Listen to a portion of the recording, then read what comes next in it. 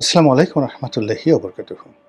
সম্মানিত দর্শক, আমাদের দেশে যৌন অপরাধের রীতিমতো মহামারী, মড়ক, গজব শুরু হয়ে গেছে। মানুষের যৌন অভ্যাসের যত বাজে দিকগুলো রয়েছে, যেগুলো ওয়েস্টার্ন সোসাইটিতে আমরা শুনেছি, সবগুলো এখন আমাদের সমাজকে একদম অক্টোপাসের মতো আঁকড়ে ধরেছে। আজ থেকে যে বিষয়গুলো কল্পনা করা যেত না, সেই বিষয়গুলো এখন অহরহ। এ সমাজে এখন ইজিলি মানে এই যৌন সংক্রান্ত যে ব্যবসা, যে বাণিজ্য, যে কায় কারবার চলছে,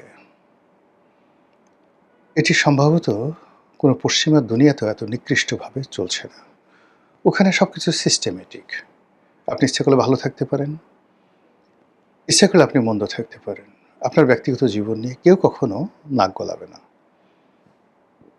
ওখানে সবগুলোই রাষ্ট্রের নিয়ন্ত্রণাধীন। যেমন জাপান বা নেদারল্যান্ড, ইংল্যান্ড।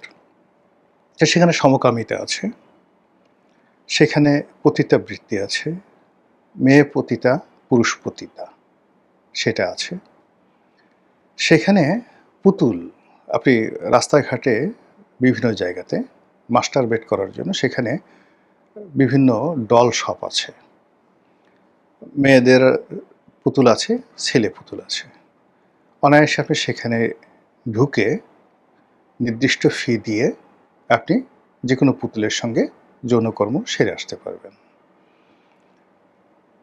এই যে কাজগুলো হচ্ছে, রাষ্ট্র ট্যাক্স পাচ্ছে, এখানে প্রত্যেকটা জিনিসেরই স্বাস্থ্যবিধি মানা হচ্ছে, যা কিছু বলেন, এবং ওখানের সিস্টেমের বাইরে কারা কে কাজ করে এটা রাষ্ট্রের কাছে তথ্য আছে যে এই লোকগুলো সমকামী, এই লোকগুলো নিয়মিত পতিতালয়ে যায়, এই লোকগুলো জুয়া খেলে, এই লোকগুলো মদ খায়, এই লোকগুলো পুতুলের সঙ্গে তারা মাস্টারবেট করে, মানে হস্তমৈথুন করে, পুংমৈথুন করে।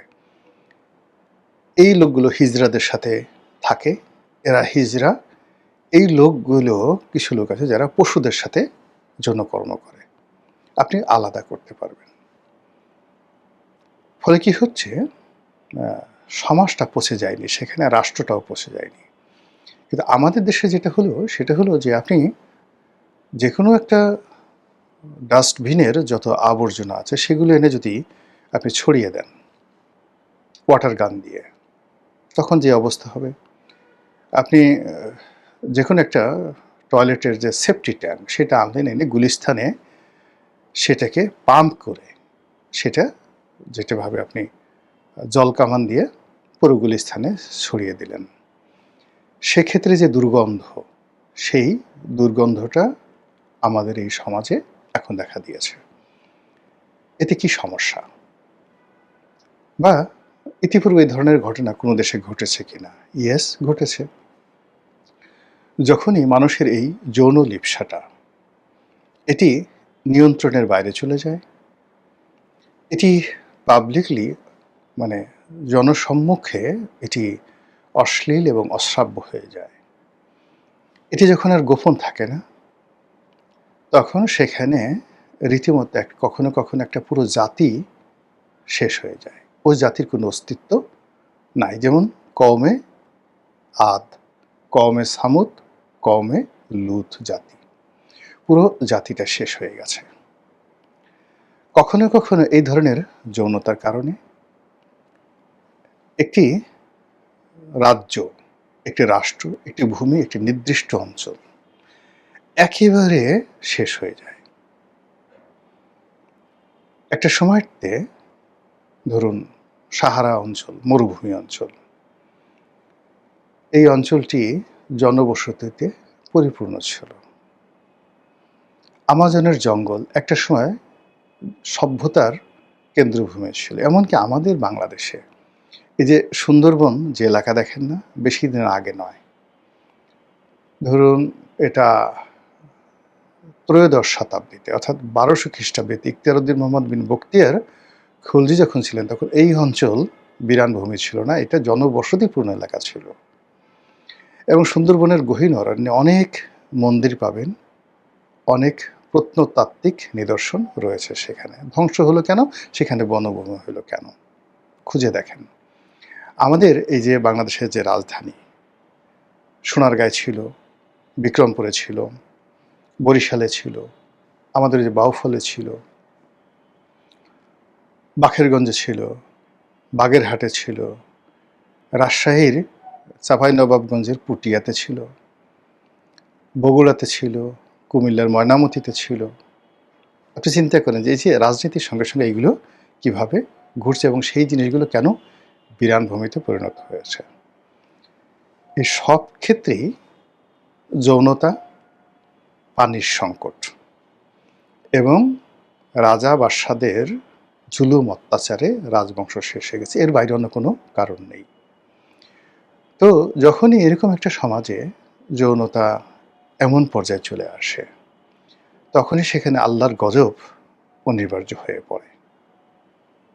আমরা কি সেই গজবের দিকে এগুচ্ছি? আজ আপনি চিন্তা করুন,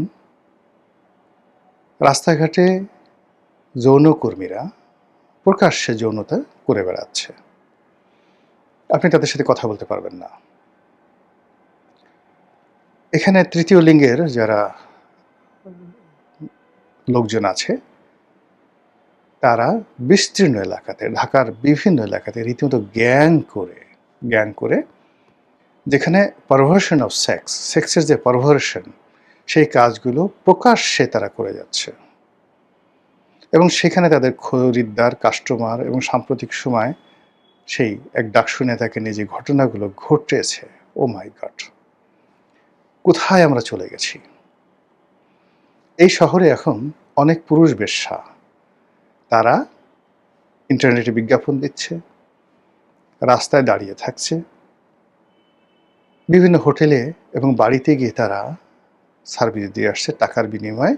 15 বছর বয়স থেকে একেবারে 50-60 বছরের ছেলেরা। কল্পনা করতে পারেন? আচ্ছা, নারী বেশ্যাদের কথা বাদ দেন, ভদ্রবেশী যে সমস্ত লোকজন, যেগুলো আপনি কল্পনা করতে পারেন না, বিভিন্ন বয়সের, সেই 13-14 বছর বয়স থেকে সমাজের বিভিন্ন জায়গাতে ভদ্র ফ্যামিলিতে যে সকল মেয়েরা এই যৌন ব্যবসা, যৌন কর্ম এবং যৌন পারভার্সন, মানে ধনীর মেয়ে, টাকা দরকার নেই কিন্তু সে টাকার জন্য গিয়ে 5 স্টার হোটেলে যাচ্ছে, গরিবের মেয়ে টাকার জন্য ধনীদের পিছে পিছে ছুটছে, টাকা পয়সার নাই কিন্তু তার যাকে বলা হয় পারভার্সন, আজ এক ছেলে কাল অন্য ছেলে, আজ এক বুড়া কাল এক পাগল, আজ এক যুবক কাল এক বৃদ্ধ, বিয়ে থা করছে না, 30-35 বছর বয়স হয়ে গেছে, এর মধ্যে হয়তো 300-400 পুরুষ তার জীবনে এসে গেছে। নারীদের ক্ষেত্র, পুরুষদের ক্ষেত্র, মানে ছেলেদের ক্ষেত্রে একই অবস্থা। এর মধ্যে সমকামিতা, মানে যেটাকে আমরা গে বলি, পুরুষে পুরুষে, আর লেসবিয়ান নারীতে নারীতে, এই জিনিসগুলো হচ্ছে। যখন এরকম একটা ঘটনাগুলো ঘটে, তার সাথে সাথে আপনি দেখেন যে মুখোশগুলো আমাদের উন্মোচিত হয়ে যাচ্ছে। বিয়ে, শাদী, ঘর, সংসার, এই প্রত্যেকটার একটা সিস্টেম আছে। There is a system, there is a podcast, there is a circle, there is a constitution. কিন্তু এখন কি হলো, কোনো বাদ মানছে না। মাদ্রাসার শিক্ষক, 70 বছর বয়স, যে ছেলেটাকে ধর্ষণ করছে তার 7 বছর বয়স, 500 টাকা দিয়ে সেই ছেলের সাক্ষাৎকার দিছে। সে কি করেছে? হুজুর তাকে তার গোপনাঙ্গ, মানে ওই ছেলেটার গোপনাঙ্গ সে লেহন করেছে, চুষেছে, আর নিজের গোপনাঙ্গ আর ওই ছেলেটার গোপনাঙ্গর সঙ্গে গুতাগুতি করেছে। এই কাজ 500 টাকা ছেলেটাকে দিয়েছে এবং সেই ছেলে এখন ইন্টারনেটের সাক্ষাৎকার দিচ্ছে। তো বুঝেন মানে বিকৃত রুচি কোন পর্যায়ে চলে গেছে। জামাতের যে সংসদ সদস্য, 75 বছর বয়সী একজন মানুষ, একাধিক নারীকে নিয়ে যে সে প্রতিনিয়ত হোটেলে যাচ্ছে, হোটেলে গিয়ে হোটেলের লবিতে, লিফটের মধ্যে, তারপরে বিভিন্ন রুমের মধ্যে সে যে আচরণগুলো করছে, আমাদের তো ধরেন কি বলবো, এমনও তো চন্দ্রগুপ্ত যাকে বলা হয় মৌর্যর সেইখানে গণিকা বৃত্তি একটা মন্ত্রণালয় ছিল, গণিকা মন্ত্রণালয়।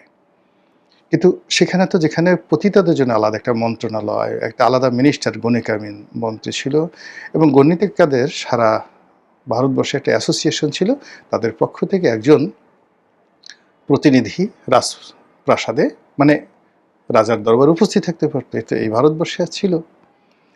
এই যে আমাদের দেশের যে যাকে বলা হয় রাজনীতি, সেই সিস্টেমেটিক মধ্যযুগ থেকে এখানে এই যে যত গান, শিল্প, কলা, নৃত্য কলা, এগুলো সবই কিন্তু যে যাকে বলা হয় এই পতিতালয় থেকে এসছে।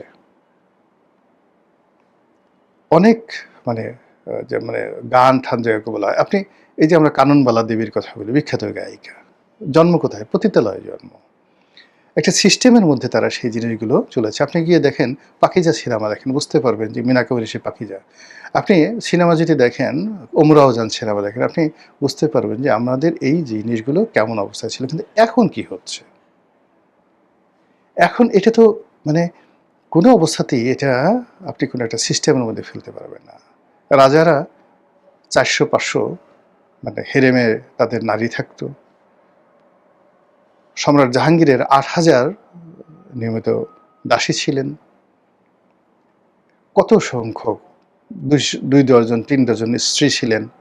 কই সেটা নিয়ে তো কখনো টু শব্দ হয়নি, because there is a system, একটা পোর্টফোলিও। কিন্তু এখন কি হচ্ছে, একজন মন্ত্রী সে মানে যে কাজগুলো করছে কাপড় চোপড় খুলে, এবং সেই ছবি নিজে বিকৃতভাবে সব জায়গায় ছড়িয়ে দিচ্ছে, নিজে দিচ্ছে, প্রেমিক দিচ্ছে, যে যার মতো করে অবস্থায় কাজগুলো করছে। এই যে আমাদের মনের বিবর্তন, মানসিকতার বিবর্তন, ব্যক্তিত্বের বিবর্তন, এবং একান্ত ব্যক্তিগত বিষয়গুলো কখনো সে নিজে নারী বা পুরুষ সে নিজে মানুষকে জানাচ্ছে, যেটা আমাদের সমাজে কখনো ছিল না। আর মানুষ হুমড়ি খেয়ে পড়ছে সেগুলো জানার জন্য। ৭ দিন না খেয়ে থাকবে, কিন্তু অমুক সাহেব কি কাজ করেছে এই জিনিসগুলো শোনার জন্য, দেখার জন্য সারাক্ষণ ইন্টারনেট ঘাঁটতে থাকে সব শ্রেণী এবং পেশার মানুষগুলো। এই যে যা কিছু হচ্ছে এটা নতুন নয়, এটা বহুবার এই পৃথিবীতে বহু সমাজে আসছে। আসিরীয় সভ্যতা তৈরি হয়েছে, সেই সভ্যতা শেষ হয়েছে। সেমেটিক সভ্যতা শুরু হয়েছে, সেটা শেষ হয়েছে। তারপর হেমেটিক সভ্যতা হয়েছে, সেটা শেষ হয়েছে। হিমালীয় সভ্যতা হয়েছে, শেষ হয়েছে। মহেঞ্জোদারো হরপ্পা সভ্যতা শেষ হয়েছে। গ্রিক সভ্যতা শেষ হয়েছে। তারপর পম্পেই নগরী শেষ হয়েছে। এবং এই যে বিভিন্ন সভ্যতা যে শেষ হয়েছে, মূল কারণ হলো এই জায়গাতে বিকৃত যৌনতা চলেছে। আর সভ্যতা সেখানে গড়ে উঠেছে যখন এই জিনিসগুলোকে রাষ্ট্র, সমাজ, জনগণ এটা নিয়ন্ত্রণের মধ্যে রাখা গেছে এবং রাখতে পেরেছে। আমি 70-এর দশকে বেড়ে ওঠা মানুষ, আবহমান বাংলার দারিদ্রতা দেখেছি, অভাব দেখেছি, তার সঙ্গে সঙ্গে সততা দেখেছি, শান্তি দেখেছি সমাজে, আনন্দ দেখেছি। এখন অনেক কিছু আছে, ভাতের অভাব নেই, দুর্ভিক্ষ হওয়ার কোনো সম্ভাবনা নেই, কিন্তু আমাদের যে মোরাল যে জায়গাগুলো, প্রত্যেকটা জায়গাতে মানুষের লজ্জা স্থান মুখে চলে আসছে। প্রত্যেকটা মুখ এখন লজ্জা স্থান হয়ে গেছে, যা মুখে আসে তাই গালাগালি করছে। মানুষের যাকে বলা হয় যে গুর্জদার মাথায় চলে আসছে, মলদার, পুরো মলদারের যে রেকটাম সিস্টেমটা এখানে চলে গেছে, আর মাথার যে ঘিলু, এই ঘিলু মলদারে চলে গেছে। ফলে সব জায়গা থেকেই দুর্গন্ধ বের হচ্ছে, মাথা থেকে দুর্গন্ধ বের হচ্ছে, আর বুদ্ধি বের হচ্ছে মলদার দিয়ে, যৌনদার দিয়ে। মহান আল্লাহ আমাদের সবাইকে হিদায়াত দান করুন, হেফাজত করুন। আসসালামু আলাইকুম ওয়া রাহমাতুল্লাহি ওয়া বারাকাতুহু।